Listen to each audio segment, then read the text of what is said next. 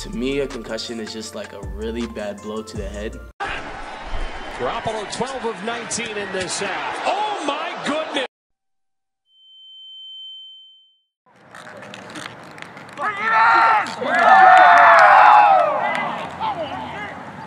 Hi, my name is Amari Blunt. I'm a freshman here at Oklahoma Baptist.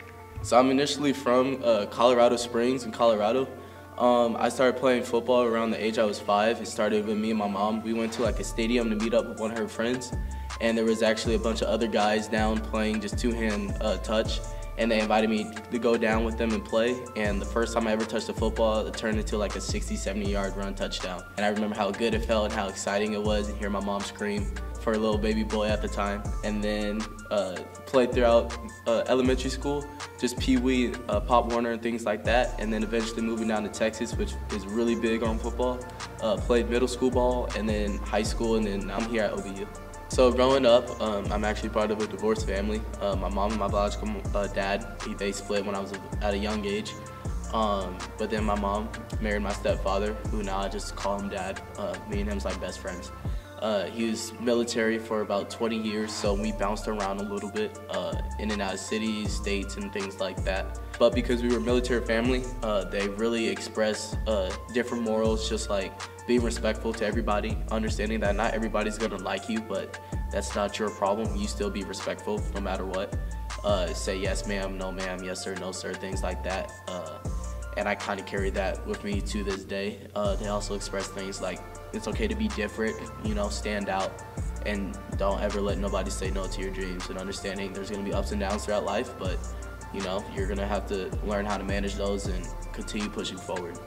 And I mean, you can tell by now, I mean, if you look outside, you could probably see me very energetic, dancing to classes and things like that. I think my biggest adversity while playing football would most definitely be when it was the spring of my sophomore year. I was getting ready to take on the role of QB1 at my high school, leading into my junior season. And during the spring season, I actually broke my right leg, which took me out of 7-on-7 workouts all throughout the summer, etc. And I had to basically just sit out for most of the summer, leading into fall camp. And the biggest adversity, or the biggest factor of that, is just going to the season. I didn't realize how much of a toll it took on me mentally. Throughout my junior season, it was a lot of ups and downs, and a lot more downs than ups. At the end of the season, I was really questioning if I wanted to continue playing football, but luckily because of the guys I had around me, Kendall, Cameron Robinson, Zach Wood, Johnny Fernino, guys like that, my boy Michael, they kind of just lifted me up, and they just made sure that I was pressing forward and understanding that, you know, life, you're gonna have a bunch of ups and downs, but if you keep pressing forward, there's gonna be a light at the end of the tunnel. And which was the case for my senior season, and then obviously here at OBU, adjusting to a college setting and a lot of things going on back at home was tough first semester, but now second semester, like I said, you keep pressing forward, there's gonna be a lot of uprise for you. To me, a concussion is just like a really bad blow to the head.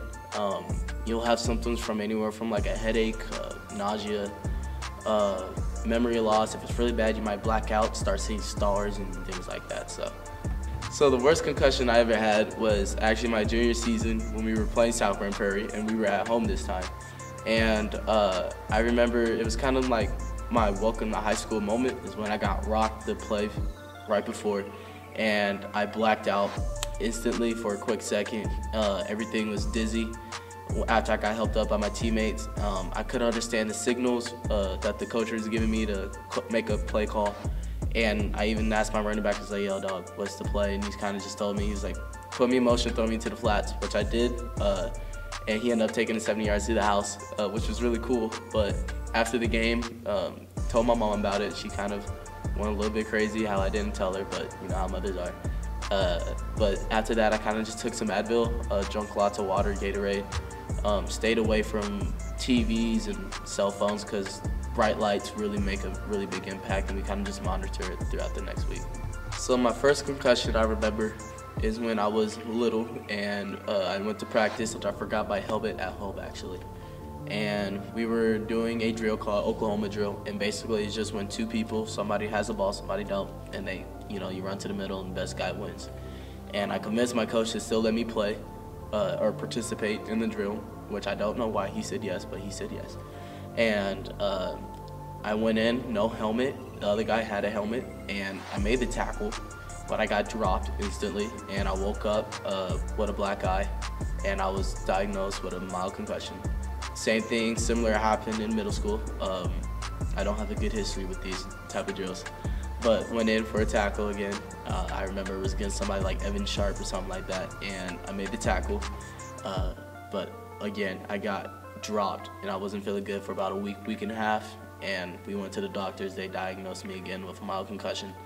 And then in high school, playing South Grand Prairie, my welcome to varsity moment, just getting destroyed by a guy coming off the edge untouched. So the reason why I chose OBU was during my recruiting process of my senior season, I had a few D3 offers, but it was Coach Eaton, the wide receivers coach, who gave me my opportunity.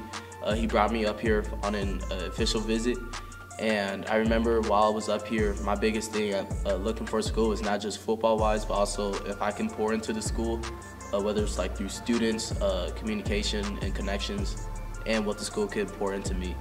And I remember while being up here and seeing how friendly everybody was, I also felt like I could make the most impact, not just football-wise, but also bring glory and honor to God and to other people. So that's why I picked OBU. So I would say my biggest learning experience and my biggest challenge here at Bison Hill, first of all, coming to college is a big challenge of itself, adjusting to a new environment, to new people.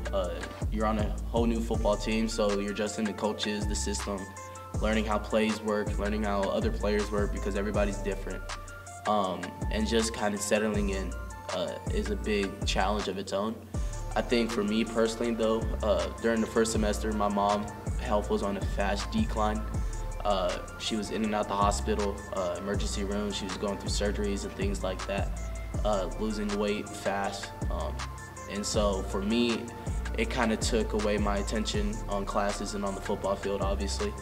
But after talking to people like Preston Hare, Coach Monge, Coach Brown, who was here at the time, and just other different people, and even my girlfriend, they kind of just helped me realize, you know, they kind of helped me grow here away from my family and things like that, but they also helped me feel a little bit more settled and welcome, especially with things that was going on back with my mom. And they kind of just helped me realize, you know, that even when you go throughout life, that you're gonna still have to learn to take care of business here while managing things that are way out of your control.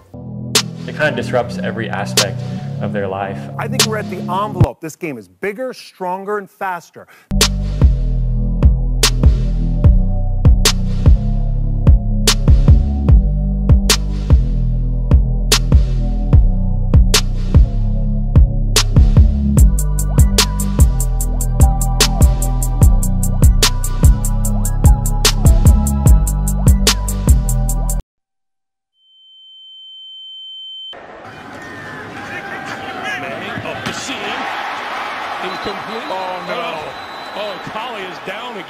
My name is Dylan Gibson. I'm Lindsay Watkins. So I'm one of the assistant athletic trainers here at OBU. I work with football and baseball. I'm also an assistant athletic trainer, and I work with women's soccer and men's and women's track and cross country. So concussion is a MTBI, or a mild traumatic brain injury. It can be caused by contact or it could be non-contact also. It's just kind of a disruption of the brain. There's a lot of symptoms that result from a concussion, and it could be things like headache, light sensitivity, noise sensitivity, nausea, things like that. Short-term effects, it's things like not being able to go to class, not being able to sleep, not being able to read or looking at phones, even not being able to drive is another one too. It kind of disrupts every aspect of their life. Short-term. Long-term symptoms can last for several months in some cases, but typically the long-term effects would just be getting a concussion easier the next time, and also having more severe symptoms with each new concussion, typically. All right, so talking about football specifically, the NCAA has came out with some rules for targeting, and so they're trying to reduce that helmet-to-helmet collision to reduce the incidence of concussions.